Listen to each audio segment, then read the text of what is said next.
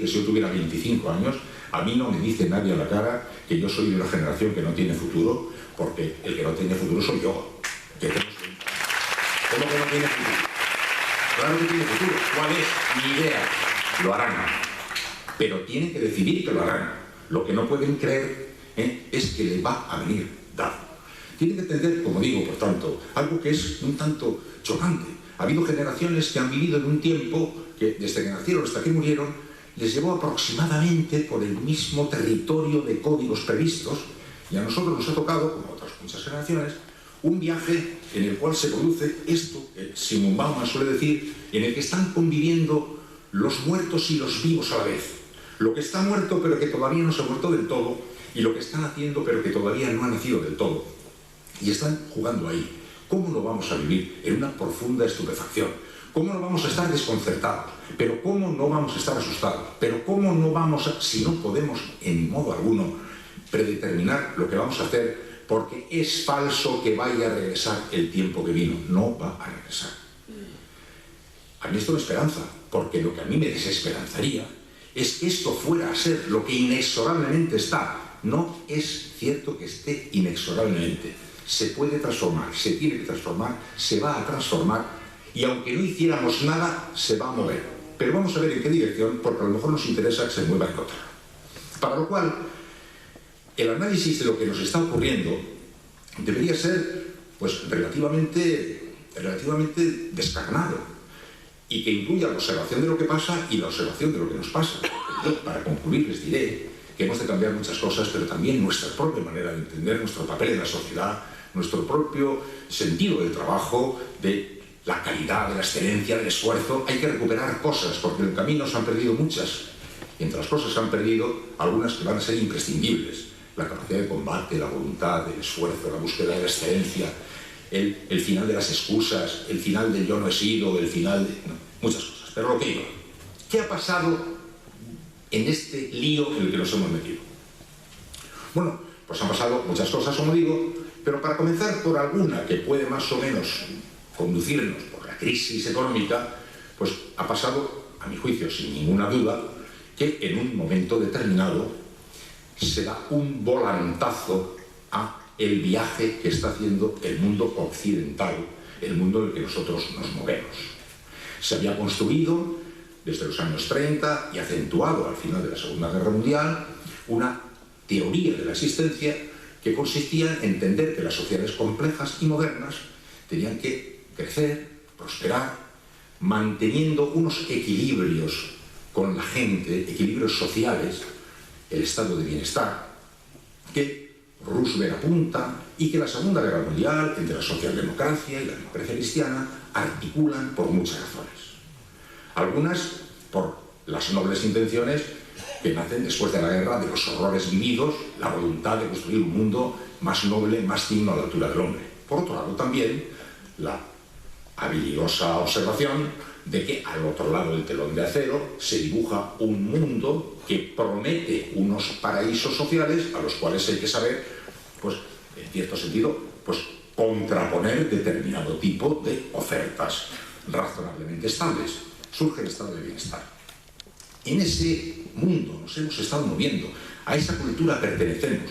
En ese contexto se diseña Europa, que Europa no es solamente una construcción económica, aunque nazca del carbón y del acero y avance por ese circuito, que es una construcción intelectual y moral que lleva aparejada una visión de la vida, del hombre, de la justicia, de la libertad y de los derechos que lo define.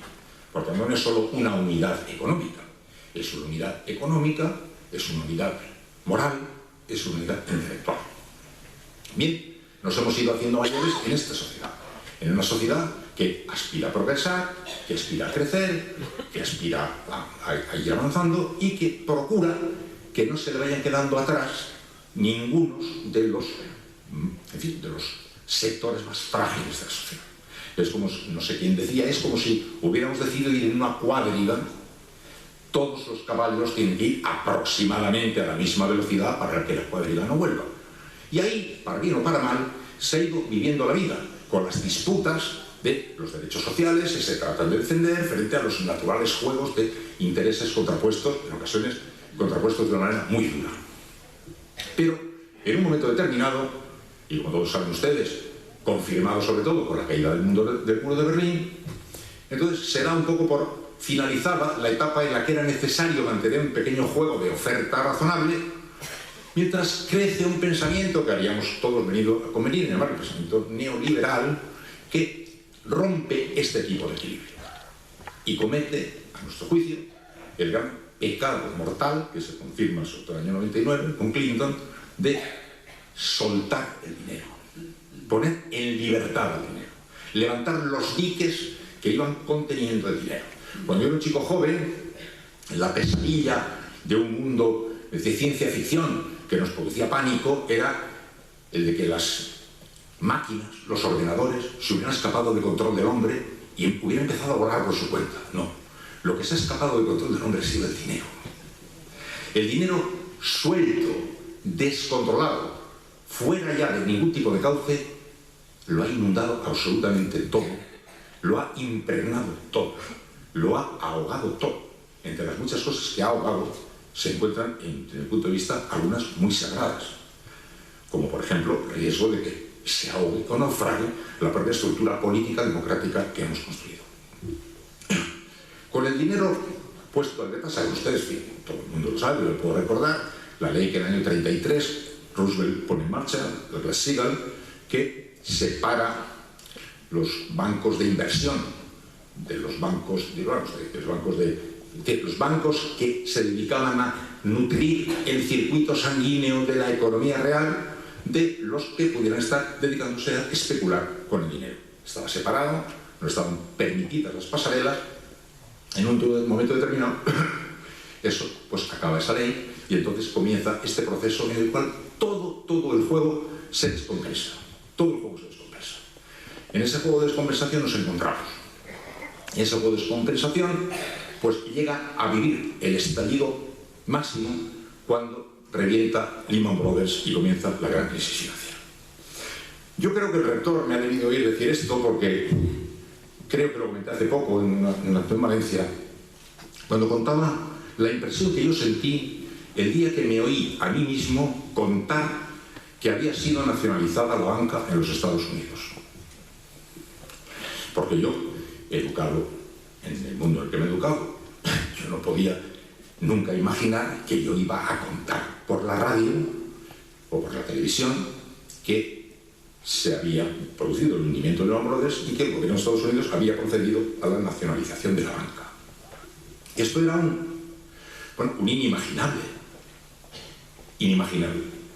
Cuando yo estaba contando eso, me sentía muy sorprendido de ver con qué naturalidad mis jóvenes compañeros escuchaban algo así sin inmutarse.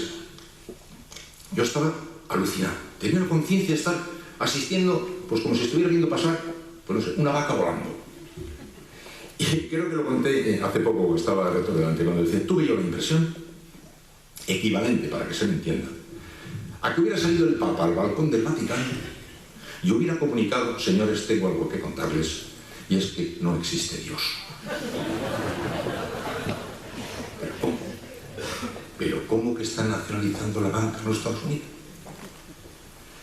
Tuve, por tanto, la impresión de estar asistiendo a un momento trascendental histórico después del cual iban a pasar un inmenso montón de cosas diferentes. De hecho, los primeros días eso pareció. Y declaraciones de aquí y de allá, frases sueltas de aquí y de allá, Sarkozy, refundaremos esto, refundaremos de más allá, haremos esto de más allá. Incluso no mucho después de una cumbre del G20, se hicieron grandes propósitos, los paraísos fiscales, tal. Parecía natural que aunque no se supiera muy bien qué hacer, lo que estaba claro es que todo el esquema que nos había conducido hacia ese sitio habría de ser sometido a revisión, porque estábamos haciendo nada más que nacionalizar la banca de los Estados Unidos. El Papa había dicho que no existía Dios. Imagínense ustedes que han pasado 20 días y después de que el Papa haya dicho eso, todo sigue como si no hubiera dicho nada el Papa. Y el Papa sigue allí, los cardenales y la vida, todo sigue igual. Y entonces, cuando pasados unos cuantos días, descubrí que aquel fenómeno no desencadenaba ningún tipo de reacción, empecé a hacer una observación desde un ángulo diferente. Empecé a observar y a llegar a la conclusión que es la que sinceramente en este momento tengo. Y yo he venido aquí a ser sincero con mis puntos de vista. Pueden ser vulgares, pueden no tener valor, pero son sinceros. Entonces yo tuve la impresión de que estaba asistiendo no a un accidente, sino a una estafa. A una estafa.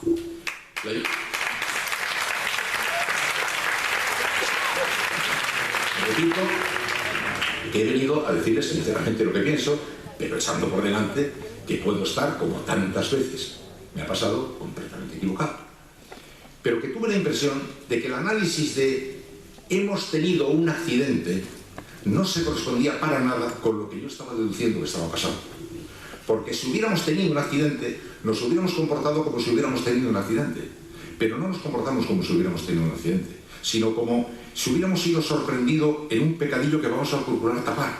Porque nadie rendía cuentas, porque nadie ha pasado todavía a rendirlas, porque nadie ha sido preguntado sobre su responsabilidad, porque nadie tuvo absolutamente nada que ver con aquel fantástico follón que obligó a todos los países a endeudarse para salvar una situación que después empobrecía a los propios países en un juego tan diabólico que o es una casualidad, que puedo admitirlo, pero reconoceríamos que es una de las casualidades más rocambolescas, o estamos ante sencillamente un accidente del sistema, no un problema que ha tenido el sistema, sino que el sistema ha reventado en una de las contradicciones profundas que el sistema tenía, que es lo que yo sinceramente creo.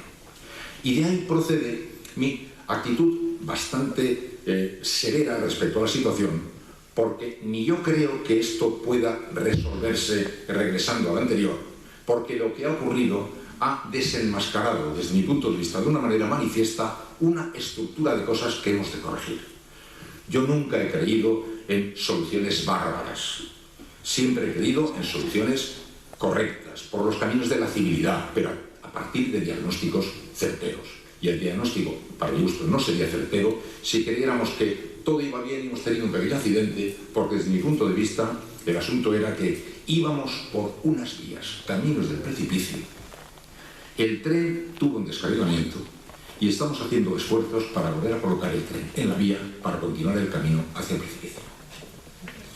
El juego es, por tanto, un juego que desde mi punto de vista necesita un análisis distinto y más profundo de las cosas. Un análisis tan circunscrito a una normalidad, en fin, interrumpida por un penoso accidente, sino sencillamente la manifestación de un mecanismo que estaba condenado a naufragar.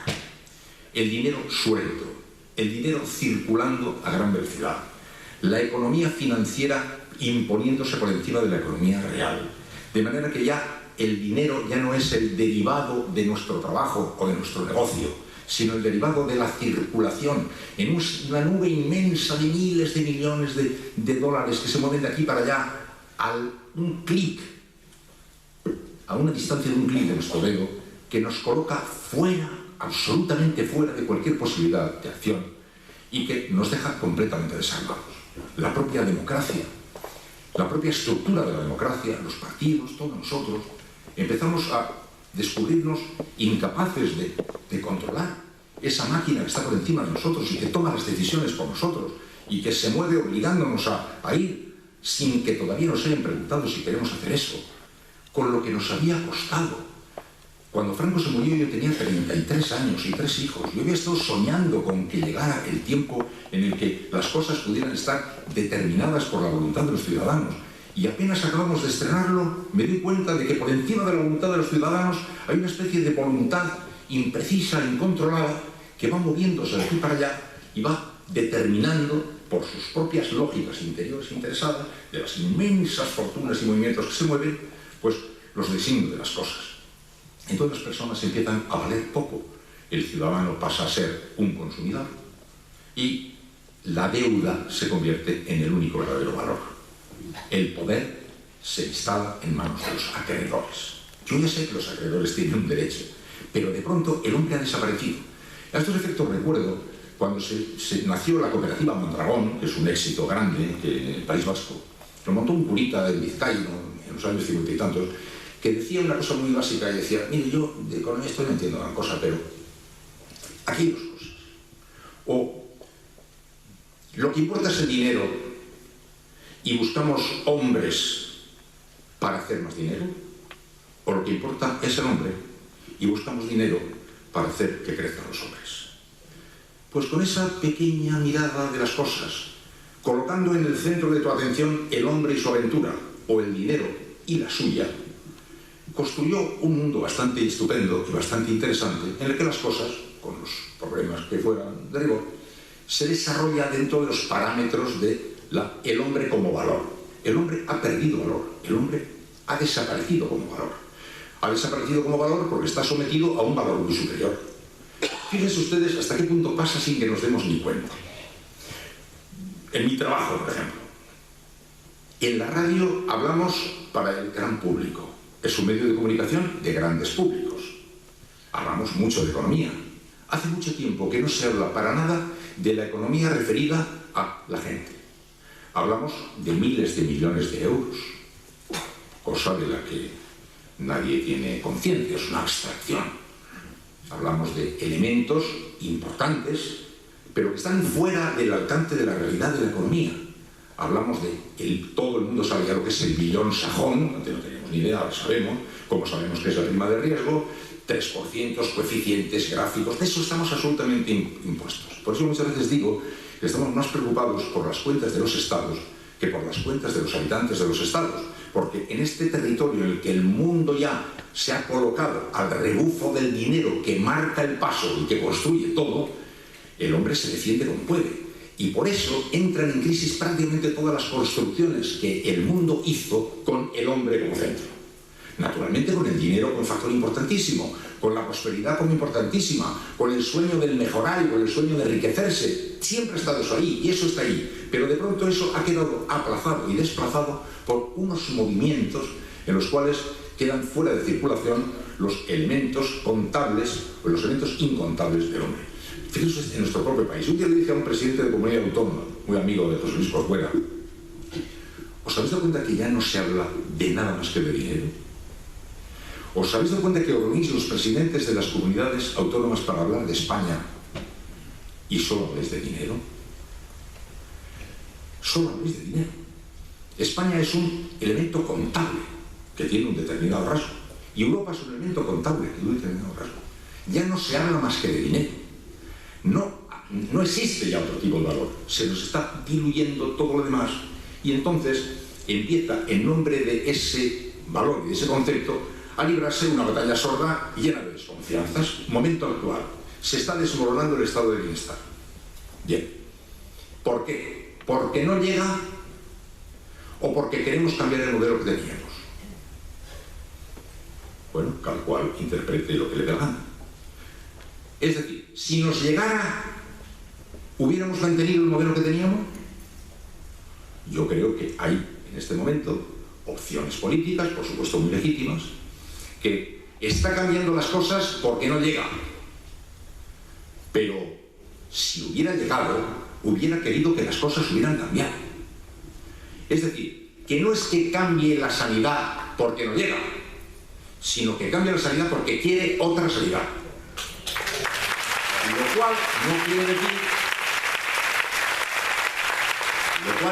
decir que haya que caer en el juego pendular de no analizar críticamente el actual modelo de sanidad y no tratar de ahormar con toda seriedad, con toda cabeza, con todo juicio, con todo rigor, las cosas en la medida de nuestra posibilidad. Pero es que, como digo, debajo se está librando esta otra batalla. Estamos queriendo modificar nuestro sistema educativo porque nos sale demasiado caro o porque queremos otro sistema educativo. Estamos modificando las universidades porque no nos llega o porque queremos otras universidades. Estamos queriendo alterar, es decir, esta es en el fondo la batalla que detrás de la disputa económica está jugándose. Y esta es una batalla en la cual, naturalmente, pues tenemos también todos mucho que decir. Ejemplo, yo sé que mucha gente no está de acuerdo conmigo y muchos amigos míos que viven